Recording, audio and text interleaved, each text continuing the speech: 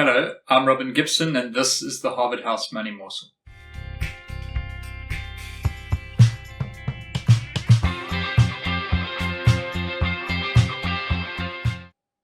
Welcome back. Thank you for joining us again. Don't forget to like and subscribe. Click the bell so you get a notification of when we release a new video. I'm sitting today with Willie Pelser. Welcome, Willie. Hey, Robin. So, Willie, the last 2 weeks we've spoken to Michael and we've talked about equity markets and really, just the government and national unity and the optimism. Mm. But one of the things that we don't talk about, we don't invest in bonds other than in our flexible income fund. But as asset managers, we do look at the bond market because it tells us a lot, doesn't it? Yeah. So can you tell us what's been happening on the South African bond market and what it's telling us?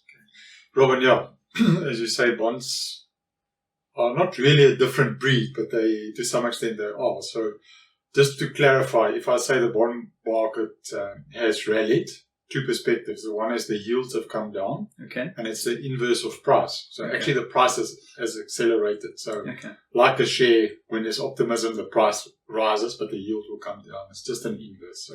So that, don't get confused if I say the bond market has dropped. It hasn't. Yes. It's the yield that's got low. Dropped. Okay. So the story it actually told us in the last few days is also, first of all, sentiment. Yes. And then I'll come to some true fundamentals behind it. So the sentiment factor was, yes, the rand strengthened, the equity market was excited. Michael spoke about the sentiment, and the same happened in the bond market because, yes, if they perform, they give you value, and that's what happened. So everybody just jumped on the bandwagon of SA, hunky-dory after the election and the potential outcome and the yields rallied for that matter. But I think we can take a step back as well, because the other thing it's telling us, first of all, is there's potentially an interest rate cut coming. Okay. And how we see that is because of the currency strengthening, the prospect for inflation looks better.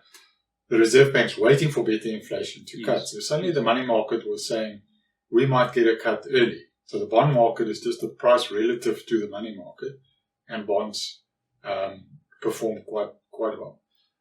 Other thing is, if we look in relation to the rest of the world, we still have substantially higher yields on a net yield relative to the world. So the US is sitting at 4.2%.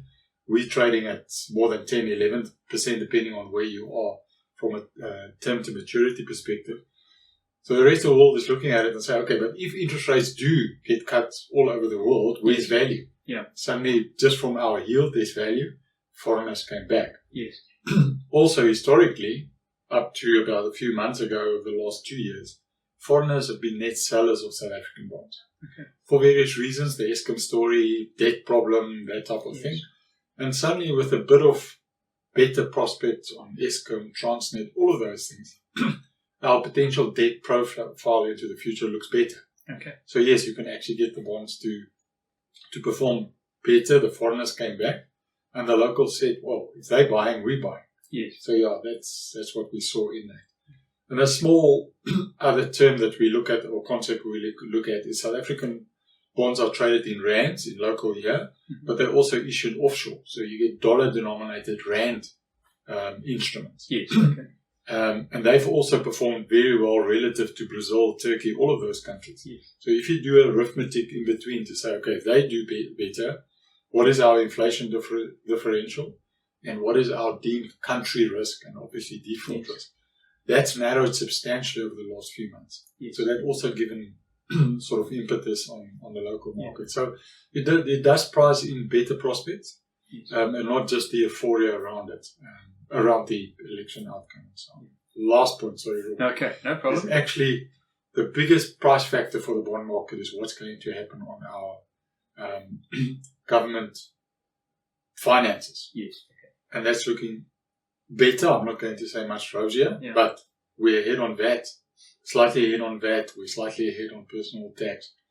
Also, we're spending less at the moment because, the government was also just a little bit hesitant to do things. So there's quite a few positives. Yeah. I keep bringing this back into the questions with Michael about, the fact that we've had the lights on now for two almost full 2 months, despite the elections are over. That's going to feed back into profits, which ultimately feeds back to government finances, because we should see a profit recovery in companies. Exactly. Therefore, we should see a tax recovery as well. Yeah, and to some extent, you see better income tax as well from a private perspective. The same principle. There's some cost factors that are disappearing out of the equation, which potentially lead to us keeping our primary balance before interest payment actually in the positive, which is good for the country. Awesome. Willie, thank you so much for giving us that. We're obviously still waiting to see who our cabinet is going to be. And the market is telling us that maybe that's still positive news, not negative at this stage. But keep tuned in and we'll let you know exactly what's happening as things develop. Thank you for logging in. Bye-bye. Thank you.